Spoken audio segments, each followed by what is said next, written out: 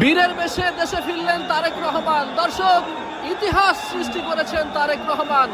আজ 25শে ডিসেম্বর, এই দিনটিকে বহুকাল মনে রাখবে দেশ ও জাতি, বিশেষ করে বিএনপির শীর্ষ নেতার এই প্রত্যাবর্তনকে কেন্দ্র করে পুরো দেশ আজ উচ্ছ্বসিত, আনন্দিত। বিশেষ করে বিএনপির লাখ লাখ নেতাকর্মীরা আজ 300 ফিটে জমায়েত হয়েছেন। সরাসরি দেখতে পাচ্ছেন দর্শক,